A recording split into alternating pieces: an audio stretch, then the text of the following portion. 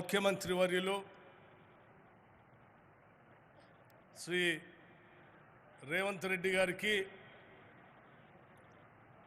గౌరవ సభాపతి గారు శ్రీ గడ్డం ప్రసాద్ గారికి,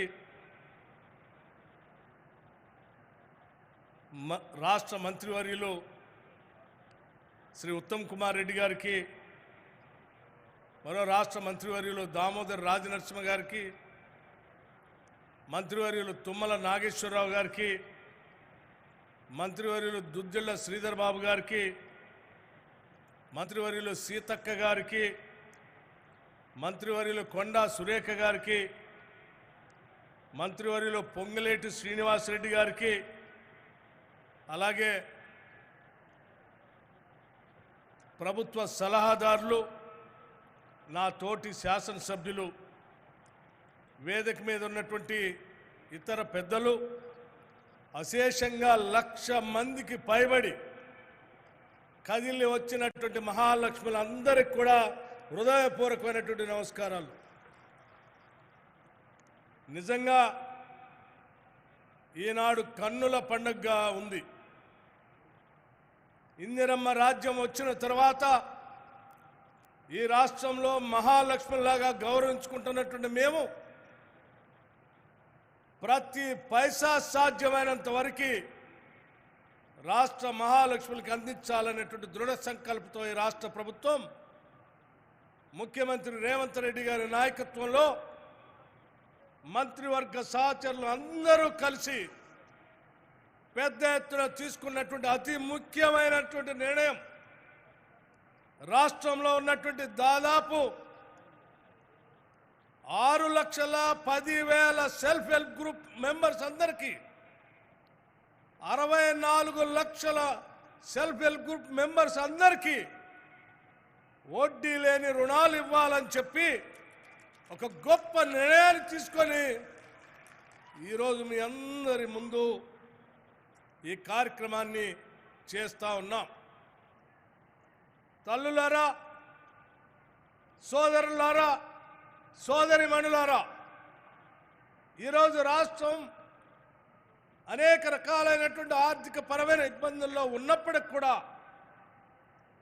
ఈ రాష్ట్రంలో ఉన్నటువంటి మహిళల్ని మహాలక్ష్మిలాగా గౌరవించాలనేటువంటి ఆలోచనతో ఆర్టీసీ బస్సులో ఉచితంగా ప్రయాణ కార్యక్రమం జరిపించడమే కాకుండా ఈరోజు గ్యాస్ సిలిండర్ కానీ లేకపోతే 200 యూనిట్ లోపల కరెంటు కానీ లేకపోతే రాష్ట్ర వ్యాప్తంగా ఉన్నటువంటి ఇల్లు లేనటువంటి ప్రతి పేద కుటుంబానికి 5 లక్షలతో ఇందిరమ్మ ఇల్లు ఇచ్చే కార్యక్రమం కానీ మన ప్రభుత్వం, ప్రజాప్రభుత్వం ఈరోజు నిర్ణయం తీసుకొని అమలు చేస్తుంది. కేవలం 90 రోజుల్లోనే తీసుకున్న నిర్ణయాలు. ఒక్కసారి ఆలోచన చేయండి. 10 ఏళ్లు పరిపాలన చేసిన ఆనాటి టీఆర్ఎస్ ప్రభుత్వం ఈ రాష్ట్రంలో మహిళలను గౌరవించలేదు.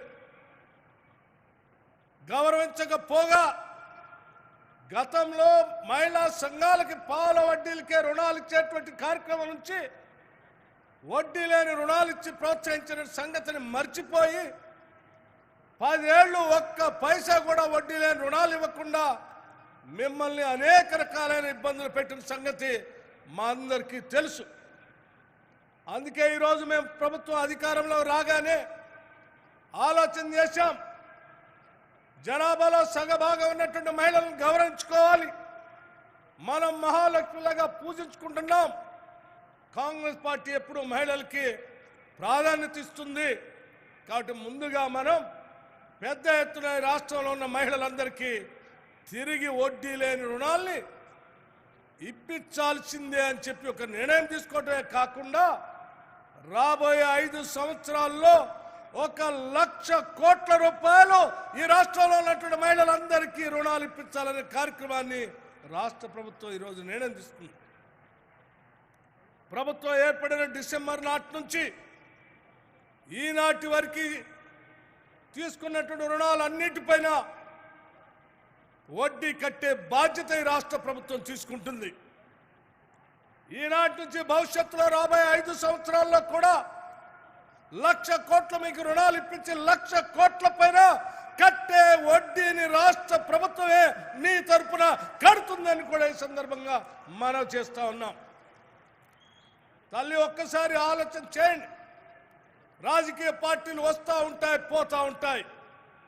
కానీ రాష్ట్రంలో ఉన్నటువంటి మహిళల గురించి కానీ, దేశంలో ఉన్నటువంటి మహిళల గురించి కానీ ఆలోచన చేసింది కేవలం కాంగ్రెస్ పార్టీలు, కాంగ్రెస్ ప్రభుత్వాలు మాత్రమే.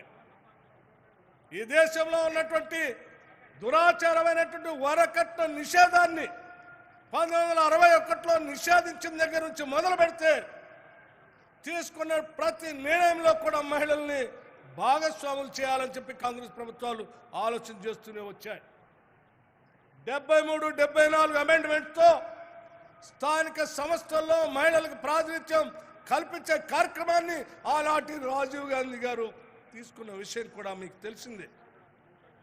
ఈనాడు పెద్ద ఎత్తున కాంగ్రెస్ పార్టీ ఆధ్వర్యంలో వడ్డీ లేని రుణాలు ఇప్పించడమే కాదు, ఇచ్చినటువంటి రుణాల్ని వ్యాపారం చేసుకోవడానికి కావలసినటువంటి స్మాల్ అండ్ మైక్రో ఇండస్ట్రీస్ పెట్టుకోవడానికి రాష్ట్ర ప్రభుత్వం తరఫు నుంచే అక్కడక్కడ ఇండస్ట్రియల్ పార్కులు పెట్టి ఆ పార్కుల్లో మీతో పరిశ్రమలు పెట్టించాలనేటువంటి ఆలోచన కూడా ఈనాడు ఇందిరమ్మ రాజ్యం మన ప్రభుత్వం చేస్తూ ఉంది.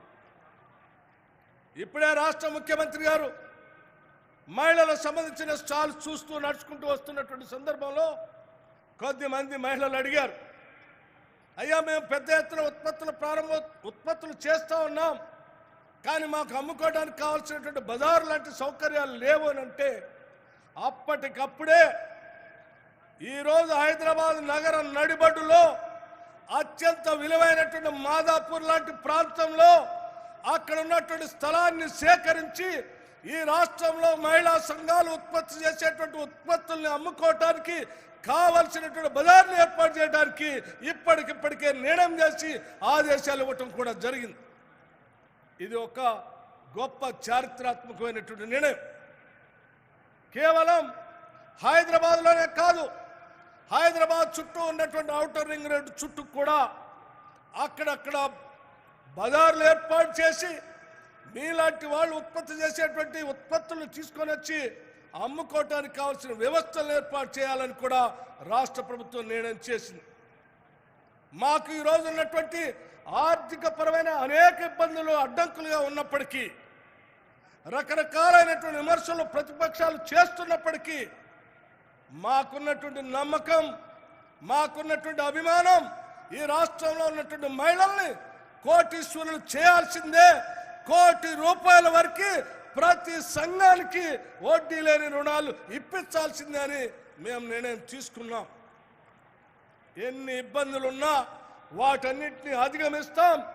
మహిళల్ని మహాలక్ష్మిలాగా గౌరవిస్తాం. గౌరవించి ఆ కార్యక్రమాన్ని ముందుకు తీసుకొని పోతామని కూడా మీ అందరికీ మనవి చేస్తూ ఉన్నాను.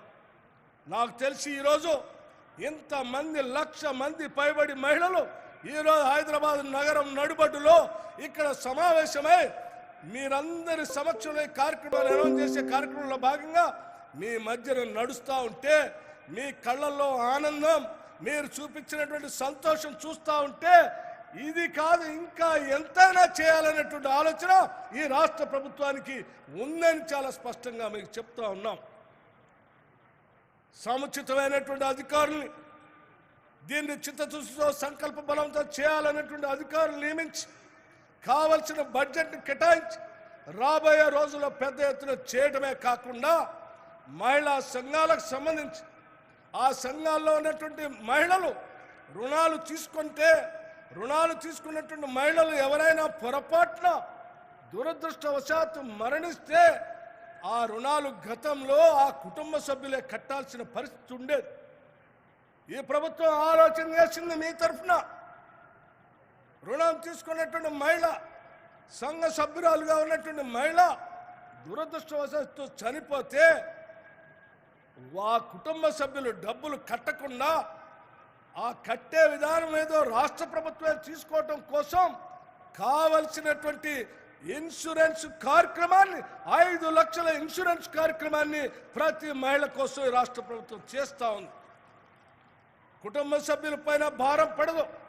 ఈ రాష్ట్ర ప్రభుత్వం కట్టే కార్యక్రమాన్ని కూడా తీసుకుంటుందని మీ అందరికీ మనవి చేస్తూ ఉన్నాం. మీకోసం నిత్యం ఆలోచన చేసే ఈ ఇందిరమ్మ రాజ్యాన్ని ఆస్వాదించవలసిందిగా, కడుపులో పెట్టుకొని కాపాడవలసిందిగా, ఈ ప్రభుత్వం ఉంటే ఇంకా మరెన్నో కార్యక్రమాలు మహిళల కోసం చేసేటువంటి చిత్తశుద్ధి సంకల్ప బలం ఉన్నటువంటి ప్రభుత్వాన్ని నిండు మనసుతో ఆశీర్వదించవలసిందిగా మీ అందరినీ చేతులెత్తి నమస్కరిస్తూ వేడుకుంటూ ఉన్నాను. తల్లులారా, మీరు చాలా దూరం నుంచి వచ్చారు. మళ్ళీ తిరిగి సుఖంగా జాగ్రత్తగా ప్రయాణం చేసి వెళ్ళాలి. అందుకోసం మీ అందరికీ అభినందనలు తెలియజేస్తూ ఈ రోజు నుంచి నిశ్చింతగా ఉండండి. ఈ రోజు నుంచి నిశ్చింతగా ఉండండి. ఈ ప్రభుత్వం మీకోసం నిలబడుతుంది. ఎవరి దగ్గరికి వడ్డీలతో రుణాలు తీసుకోవాల్సిన పరిస్థితి లేకుండా గ్రామీణ ప్రాంతాల్లో సంతోషంగా ఉండండి. నగరాల్లో కూడా మెప్మా కార్యక్రమంలో భాగంగా అవసరాల కోసం ఎవరి దగ్గర డబ్బులు తీసుకోవాల్సిన పరిస్థితి లేకుండా మీకు వడ్డీ లేని రుణాలు ఇచ్చేటువంటి మా ప్రభుత్వం, మా రాజ్యం, ఇందిరమ్మ రాజ్యం ఉంది అని చెప్పి నిశ్చింతగా ఉండవలసిందిగా కూడా మీ అందరికీ నేను విజ్ఞప్తి చేస్తూ, మీకోసమే ఉండేటువంటి ఈ ప్రభుత్వం తరఫున మరొక్కసారి అనేక ప్రాంతాల నుంచి ఇక్కడికి వచ్చిన మీ అందరికీ హృదయపూర్వకమైనటువంటి అభినందనలు తెలియజేస్తూ, ఈ కార్యక్రమాన్ని దిగ్విజయంతో చేయడం కోసం మనం అందరం కలిసి నడుం బిగించి పనిచేద్దామని చెప్పి డ్వాక్రా సంఘాల మహిళలందరికీ మరొక్కసారి నా హృదయపూర్వకమైనటువంటి అభినందనలు తెలియజేస్తూ ముగిస్తా ఉన్నాను. ధన్యవాదాలు.